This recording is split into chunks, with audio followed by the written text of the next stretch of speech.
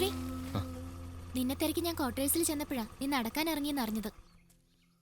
ശ്രീ, നീ തിരിച്ചു പോയിക്കോ. ഞാനാണല്ലോ നിന്നെ കുഴി കൊണ്ടെന്ന് ചാടിച്ചത്. ഇവിടെ കിടന്ന് നരയിക്കാനുള്ളതല്ല നിന്റെ ജീവിതം. അതൊന്നും സാരല്ല. എനിക്കിപ്പോ ഒരു ജോലിയാണ് പ്രധാനം.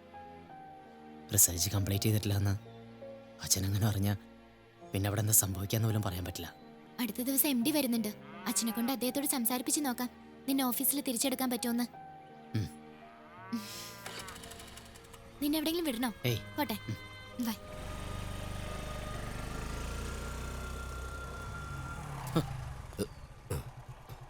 താനെന്താ ഇവിടെ? ഞാൻ വെറുതെ നടക്കാൻ ഇറങ്ങിയതാ.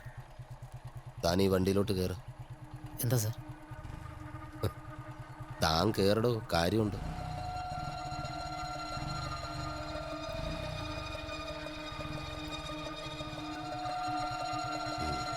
പോകാം.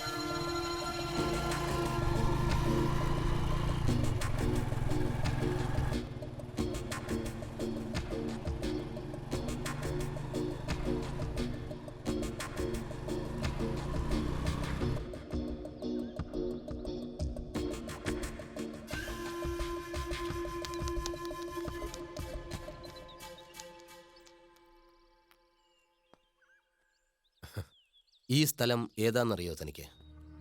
ഒരുപാട് പേര് ഇവിടെ വന്ന് ആത്മഹത്യ ചെയ്തിട്ടുണ്ട്. പ്രണയം നഷ്ടപ്പെട്ട കാമുകി കാമുകന്മാരും കടം കയറി മുടിഞ്ഞവരും ഇവിടെ വന്ന് മോശം പ്രാപിക്കാറുണ്ട്.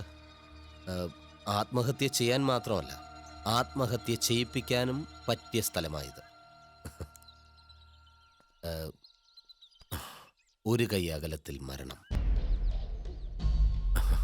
ഇല്ല മിസ്റ്റർ ശ്രീകുമാർ, തന്നെ ഞാനങ്ങനെ തള്ളിയിട്ട് കൊല്ലാനൊന്നുമല്ല. പക്ഷേ എനിക്ക് തന്നോടൊരു കാര്യം പറയാനുണ്ട്. താനും സ്നേഹയും തമ്മിൽ നല്ല ഫ്രണ്ട്ഷിപ്പാന്ന് എനിക്കറിയാം. ഓക്കെ, നടക്കട്ടെ. പക്ഷേ അതിനപ്പുറത്തേക്കൊന്നും വേണ്ട കേട്ടോ. പറഞ്ഞത് മനസ്സിലായോടാ കഴിവറുടെ മോനെ?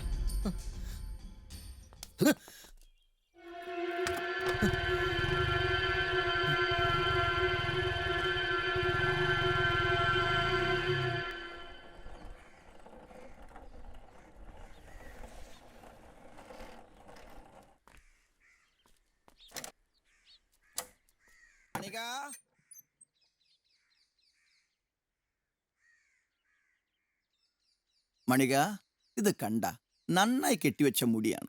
സാറില്ലട്ടാ, ഞാൻ കഴിക്കാൻ എന്തെങ്കിലും ഉണ്ടാക്കിയിട്ട് മുടി കെട്ടിത്തരാം.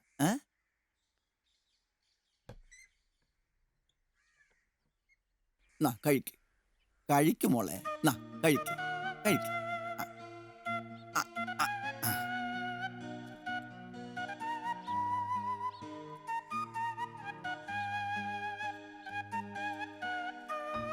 തിമ്മണ്ണ, അയ്യോ, ഇതാര് സാറോ? ഇരിക്കും സാറേ.